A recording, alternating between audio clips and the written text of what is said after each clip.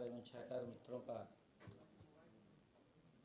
आज की कैबिनेट में आज नेताजी सुभाष चंद्र बोस की जयंती जो पराक्रम दिवस के रूप में मनाई जाती है,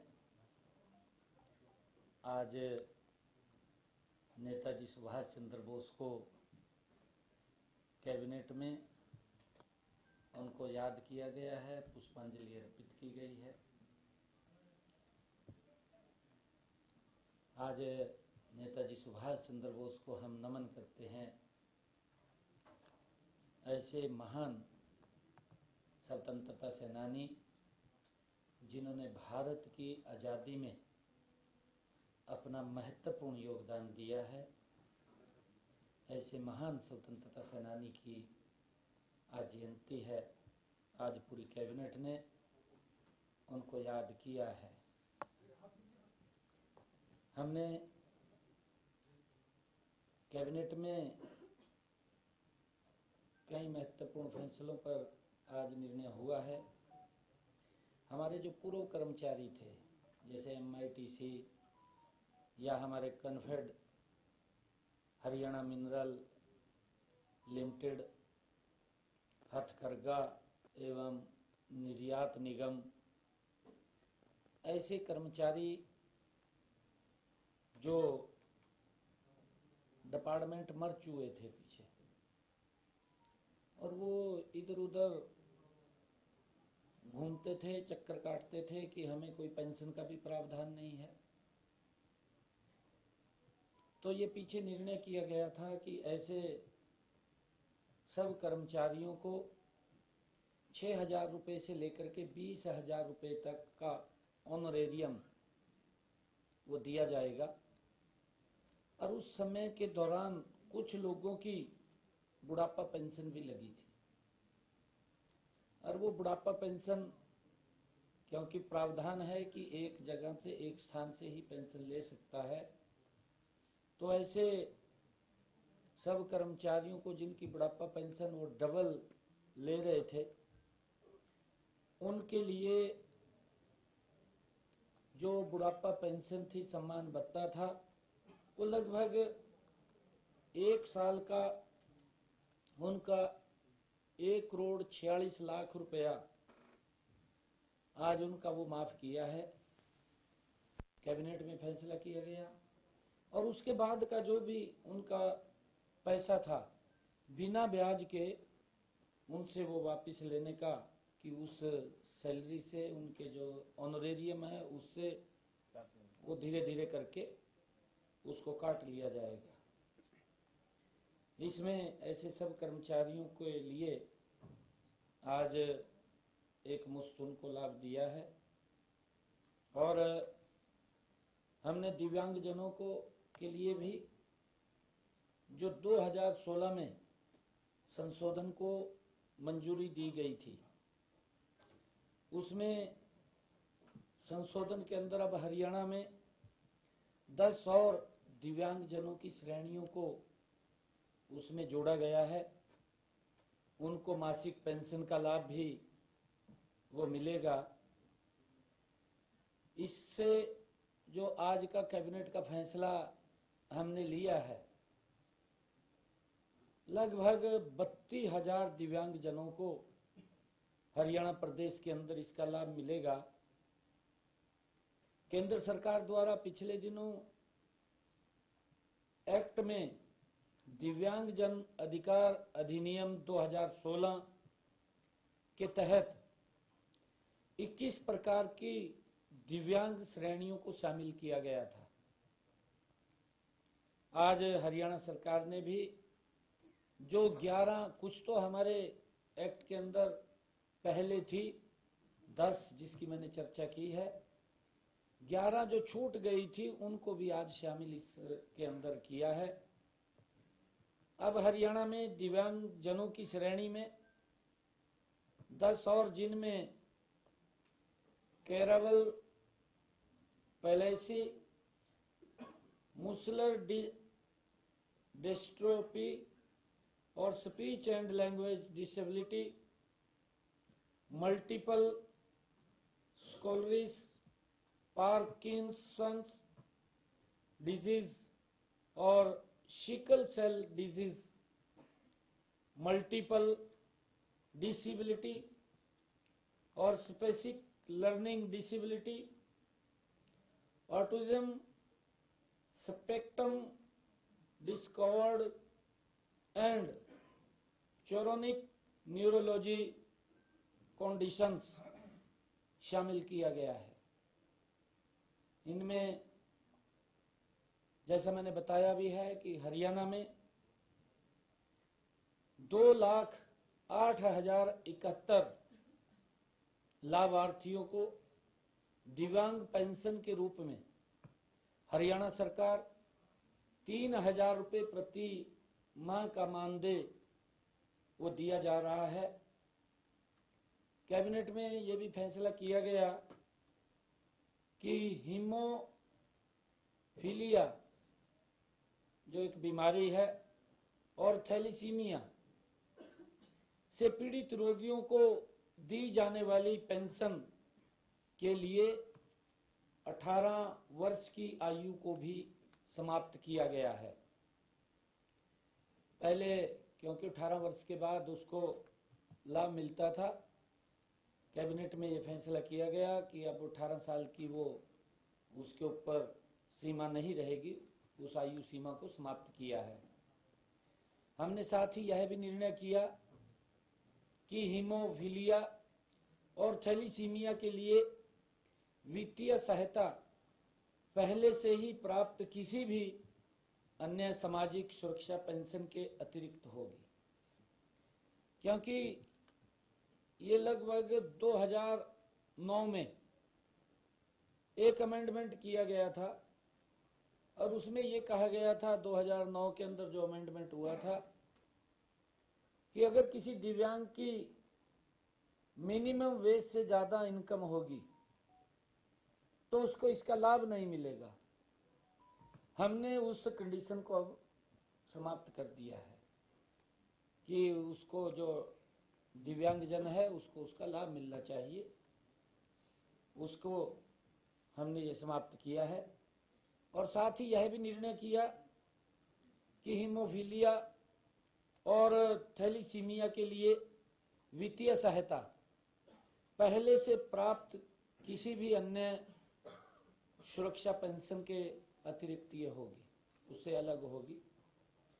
हमने कैबिनेट में एक और निर्णय किया है कि हमारे चुकलाना धाम जो खाटू श्याम जी का चुलकाना धाम जो खाटू श्याम जी का पवित्र स्थल है, वहां पर खाटू श्याम बाबा श्री खाटू श्याम पूजा स्थल बोर्ड वो बनाया जाएगा, उसकी भी आज मंजूरी दी है। इसके विधेयक 2025 के मसौदे को भी आज मंजूरी दी गई है। हरियाणा एवं पड़ोसी राज्यों से चुलकाना धाम में लाखों की संख्या में भक्तजन भगवान के दर्शन करने के लिए प्रतिवर्ष उस पवित्र मंदिर में आते हैं और श्री बाबा श्याम में प्रत्येक एकादशी को जागरण और फाल्गुन मास के शुक्ल की एकादशी व द्वादशी को प्रतिवर्ष मेले का भी वहां आयोजन होता है। जैसा मैंने कहा है कि इसमें इस पवित्र स्थल की बड़ी मान्यता है और इसलिए वहां पर लाखों की संख्या में श्रद्धालु आते हैं इस तीर्थ स्थल को और बेहतर और प्रबंधन की दृष्टि से वहां पर सुविधाएं हों, उसके लिए पूजा स्थल बोर्ड का ये गठन किया गया है। वहां श्राइन बोर्ड के अंदर उसको लिया गया है, इसकी भी मंजूरी दी गई है। एक और बड़ा आज निर्णय कैबिनेट में किया गया है, हमारे जो छोटे व्यापारी हैं जो काफी लंबे समय से लिटिगेशन में थे, जीएसटी का कर, वैट या पिछले जो कर थे उसके अंदर लंबे समय से वो लिटिगेशन में थे और व्यापारियों को कोर्ट के चक्कर लगातार काटने पड़ रहे थे। हम एक वन सेटलमेंट स्कीम लेकर के आए हैं और आज उसको मंजूरी दी है कि बैठक में जीएसटी से पहले के, जब जीएसटी आया उससे पहले के 7 अधिनियमों के तहत बकाया कर राशि का निपटान करने के लिए हरियाणा में एक मुश्त निपटान योजना 2025 को आज मंजूरी कैबिनेट ने दी है। इस योजना के तहत किसी एक अधिनियम में किसी व्यक्ति के खिलाफ अगर 10 लाख रुपए तक की बकाया राशि वो करदाता के रूप में खड़ी थी, लिटिगेशन में था, हमने ये निर्णय किया है कि 10 लाख रुपए तक के नीचे के, 10 लाख रुपए से नीचे के ऐसे सब जो लोग हैं उनको ये राहत दी गई है कि उनके मूल में से ब्याज तो पूरा माफ हो जाएगा, जितना ब्याज है वो तो माफ हो जाएगा, परंतु मूल में से भी 1 लाख रुपया वो कम किया जाएगा और उस मूल का भी 60% माफ कर दिया जाएगा। 40% मात्र उसने देना है ताकि वो उस लिटिगेशन से बच सके, उसको राहत मिले। एक बड़ा फैसला कैबिनेट ने आज किया है। 10 लाख से ऊपर के 10 करोड़ रुपए तक के जिनका बकाया है, ऐसे करदाताओं को भी हमने 50% की छूट दी है। ब्याज तो उनका भी माफ किया है, परंतु मूल में से जो 10 करोड़ रुपए तक का जिनका लिटिगेशन था, ऐसे सब लोगों को 50% मूल का भी उसको माफ किया है ताकि वो इसका लाभ उठा सके, ये निर्णय किया है। और इस योजना के तहत लगभग 2 लाख से अधिक करदाता इस योजना का लाभ उठा सकेंगे ताकि जो लिटिगेशन की लंबे समय से वो समस्या उन करदाताओं के सामने, उन लोगों के सामने थी, उससे एक बड़ी राहत मिलेगी। हमने इस योजना का लाभ लेने वाले सभी करदाताओं का ब्याज व जुर्माने की राशि पूर्ण रूप से माफ की है। 10 लाख रुपए से अधिक की सेटलमेंट राशि देने वाले करदाताओं को, जो 10 लाख से ऊपर के हैं, हमने ये भी ऑप्शन दिया है उनको कि वो अपनी मूल राशि को, ब्याज माफ हो जाएगा, उसमें से 50% माफ हो जाएगा, जो राशि बचेगी उस राशि में से को भी वो 2 किस्तों में दे सकेगा। ये निर्णय हमने किया है। जो आपने क्वेश्चन किया है, लगभग ये 2,500 करोड़ रुपए का, और उसके अंदर ये राहत बड़ी दी है ताकि वन सेटलमेंट स्कीम के तहत वो इसका लाभ उठा सकें। लोगों को बड़ी राहत इसके माध्यम से दी गई है। हमने ये भी निर्णय किया है कैबिनेट की बैठक के अंदर, हरियाणा को प्रदूषण मुक्त करने के लिए हरियाणा क्लीन एयर प्रोजेक्ट की डीपीआर को भी मंजूरी दी है।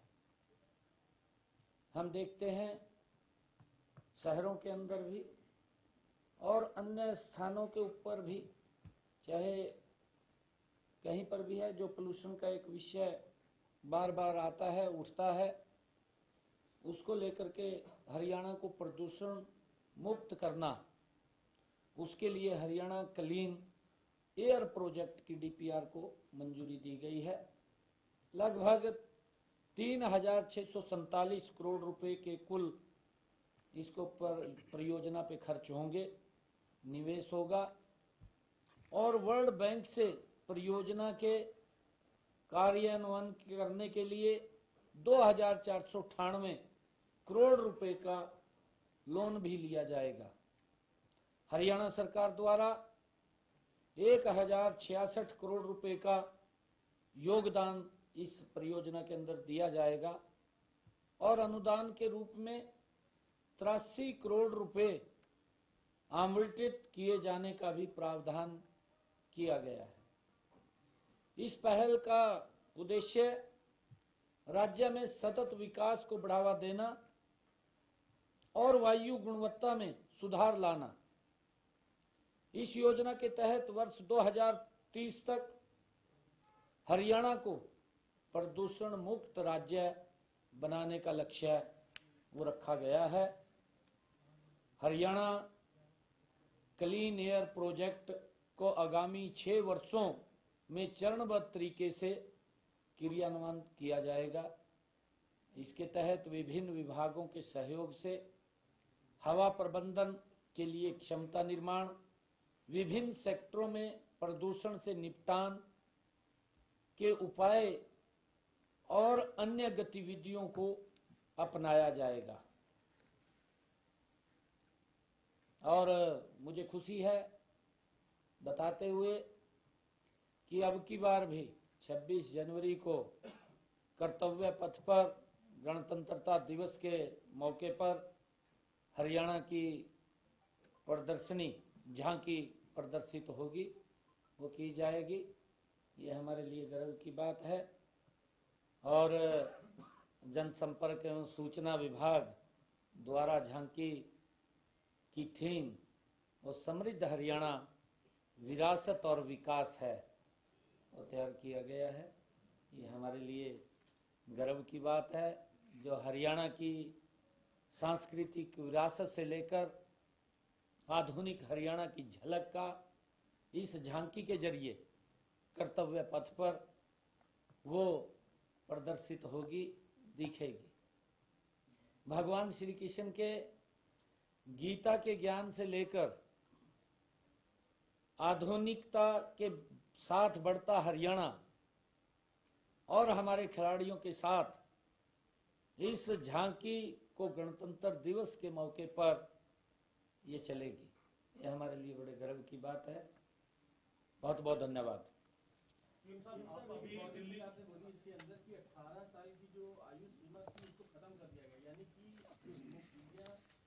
बीमारी है वो जन्मजात बहुत सारे उनमें पिता को है तो बच्चों को, तो क्या ये जन्म से ही बहुत सारे बच्चों का पता लग जाता है कि इनको बीमारी? नहीं, वो दरअसल 2009 मैंने बात करी है ना, 2009 में सरकार ने अमेंडमेंट किया और अमेंडमेंट किया सरकार ने, उसमें ये लिखा, ये पहले 18 साल के ऊपर मिलता था और उसमें ये भी लिखा, उसमें अमेंडमेंट किया कि अगर दिव्यांग की इनकम मिनिमम वेज से ज्यादा होगी तो इस योजना का लाभ नहीं ले पाएगा।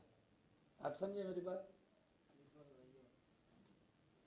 2009 में अमेंडमेंट आया, सरकार अमेंडमेंट किया इसके अंदर और ये बात कही कि ये जो दिव्यांगजन है और उसकी इनकम मिनिमम वेज से ज्यादा है तो उसको पेंशन का लाभ नहीं मिलेगा। नहीं, वो 18 साल से मिलता था ना पहले जो प्रावधान था, हाँ प्रावधान था वो 18 साल के बाद का था। अब उसको खत्म कर दिया। हाँ, अब तो दिव्यांग है। कई बीमारियां,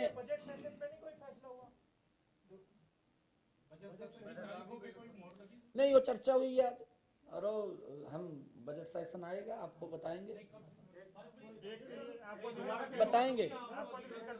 हाँ जी, कैबिनेट चीफ मिनिस्टर को अधिकृत कर जी। शुरू में बताया जो ये बोर्ड और ये वगैरह का बताया था, हाँ इसके अंदर सभी है। मैंने कहा है कि लगभग इसके अंदर 11 विभागों के साथ मिलकर के इस परियोजना के ऊपर काम किया जाएगा। 11 विभाग हैं इसमें। आपने बताया जो 18 MIDC के कर्मचारी थे, तो ये कितने लाभान्वित होंगे? आपके जो फर्स्ट घोषणा थी, फर्स्ट पॉइंट है। नहीं देखिए, उसके अंदर मैंने ये कहा है कि जो MITC के हैं, क्योंकि पहले चक्कर काटते थे और चक्कर काटते थे कि हमें तो पेंशन भी नहीं मिलता। इसमें कई बोर्ड और कारपोरेशन के भी लोग थे, ये खाली MITC के नहीं और भी थे, मैंने गिने हैं वो। उसको एक मिनट मैं उसका क्वेश्चन का आंसर दे दूंगा। एक मिनट में संख्या वो मैं बता दूंगा आपको, उसमें ब्रीफ में आ जाएगा नोट में। उसके अंदर क्योंकि उनको जो पेंशन नहीं मिलती थी, कुछ लोगों ने बुढ़ापा पेंशन, क्योंकि 60 वर्ष के हो गए थे तो बुढ़ापा पेंशन लग गई थी, तो फिर सरकार ने निर्णय किया था कि इन लोगों को जब वो बार बार आ रहे थे कि 6,000 रुपए से लेकर के 20,000 रुपए तक ऑनरेरियम के रूप में इनको देंगे।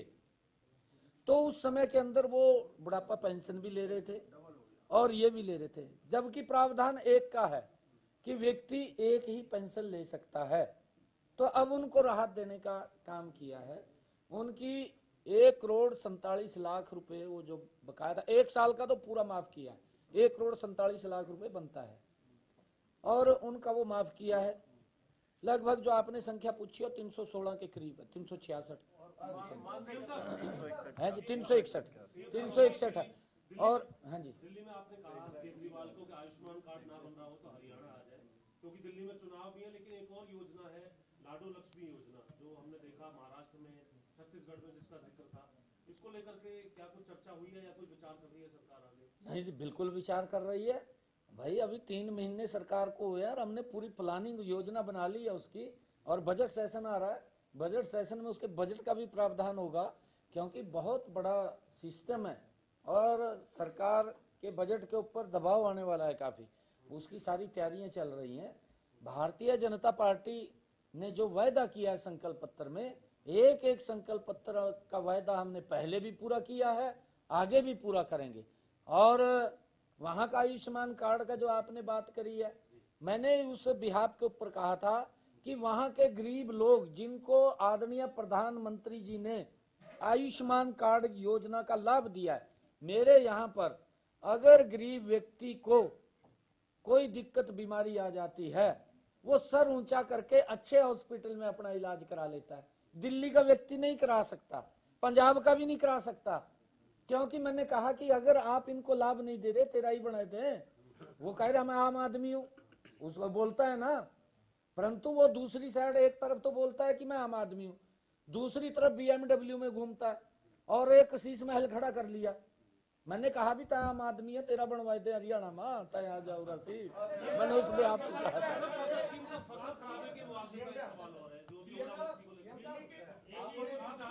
एक मिनट, आपका ले लिया, उसका ले लिया।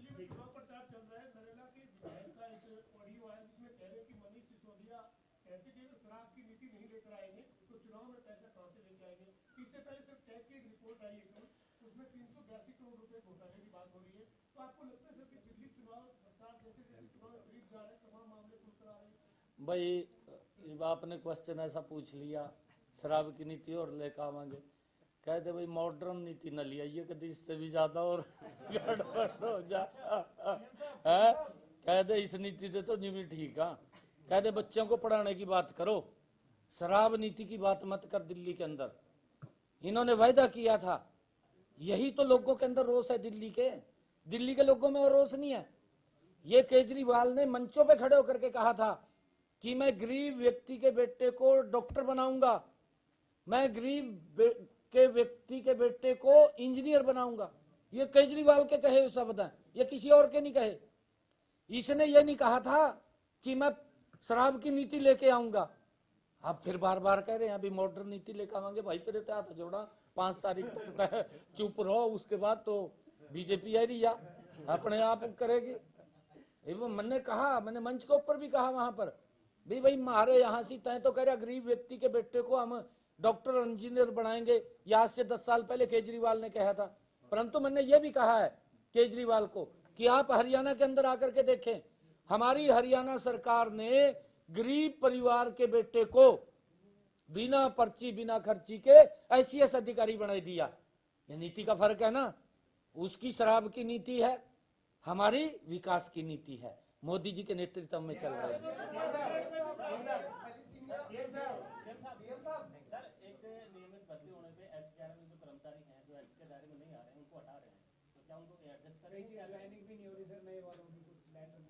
देखिए, क्योंकि पिछले दिनों हमने 24-25 हजार बच्चों को वन टाइम उनको नौकरी दी थी, और कहीं ना कहीं क्योंकि आए हैं और स्थान के ऊपर देखिए जो नौकरियां निकलेंगी हमारी, हमने बोल भी रहे हैं, जस्ट ऐसा नहीं है नौकरियों में जब फार्म भरेंगे उनको करेंगे।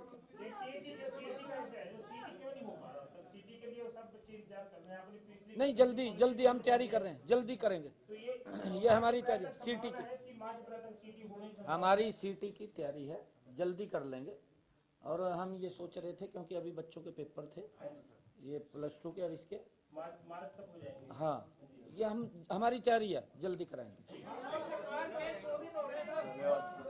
ये अलग से बात करूंगा, अलग से बात करूंगा।